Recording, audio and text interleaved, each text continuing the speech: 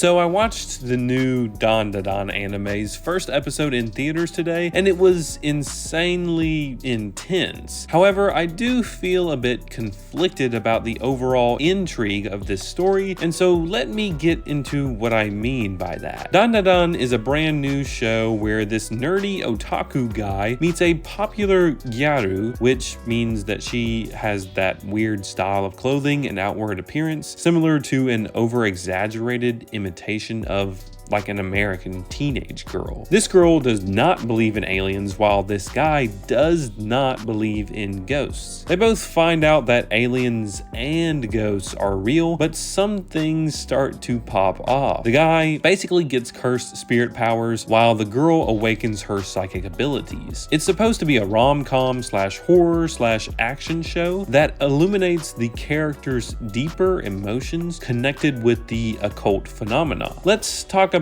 what was really great. The directing, the art style, the horror aspect, these were all really well integrated into the story. The director actually stated in the miniature interview before the movie premiere that he has drawn hundreds of frames from movies or TV shows that he liked as a high schooler. Now he uses those references in his work. You could tell that he knew what he was doing with the usage of light and shadows when trying to convey a spooky aura without the stark contrast that manga panels provide. He even explained why American horror is different from Japanese horror. He mainly said it was that Japan had a more subtle, dark view of horror, while America had a, oh my gosh, that's disgusting type of horror. You can clearly see that Dandadan has many blended and borrowed aspects of other works and films and genres, but I think that's a good thing. It allows the anime to be its own creation, a sort of mashup, you could say. As for the art style, I did appreciate the juxtaposition of the bright psychedelic color scheme and the ominous dark gray-toned background. I liked the character designs because they succinctly represented the personalities of the characters. For example, the main guy, called Okarun, was in a black and white school uniform and had glasses, meaning that he is a boring dork, and that's pretty much true.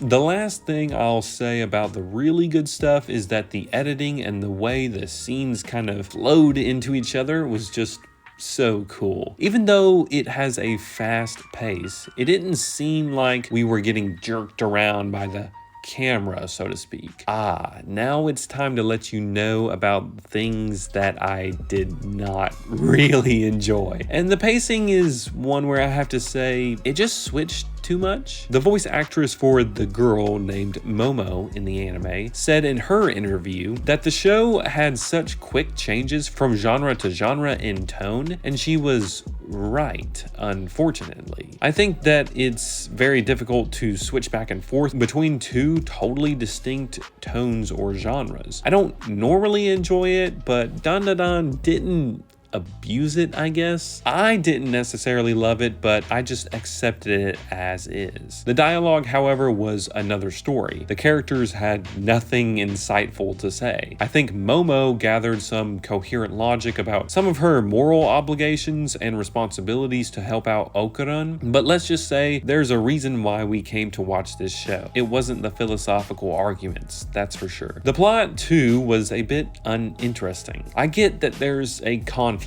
but it's just so simple and honestly childish. Another thing I didn't care for was the usage of potty humor and crude situations. If you don't like that Japanese perverted culture stuff, this show will be hard to watch, as it was for me. Just a lot of blunt sexual references and immature jokes. The creator of this manga series did explain that he thought having Okarun's weenie stolen by the cursed spirit was outrageous and absurdly comical, and he funnily enough apologized for speaking to the interview crew about the plot of his manga. That's such a weird thing, right? He creates an entire crude plot line and then he acts like it's shameful to talk about it. Brother, you literally made an entire series on that. Anyways, I at least understand more so now where he's coming from. I did learn more about Japanese culture after watching this pre-screening interview thing. They still be weird though. Okay, for those that care about spoilers, I will talk about the actual plot. So Okuran gets his cursed powers and Momo has to control them, right? I think it's a fine enough plot, but I mainly found all of the fight scenes, like with the Serpio aliens who abducted Momo, kind of uninteresting. I mean, the logic used to defeat them was simple and the actual animation was not fluid or well crafted. It kind of was more about the way things looked in the horror aspect. Like, I'm not gonna clip the fight with the sumo wrestler alien spirit thing and say, dude, you need to check this out. It's really only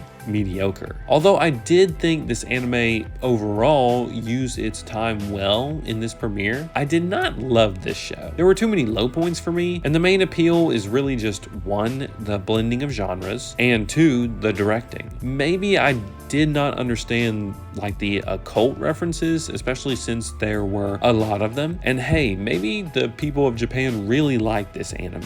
I don't know. That would make sense because they would have more background information than me. But from my point of view, Dandadan warrants a score of 7.8 out of 10. So it's clever and well directed, but it just isn't as exciting as I thought it would be. If you guys saw it, what did you think?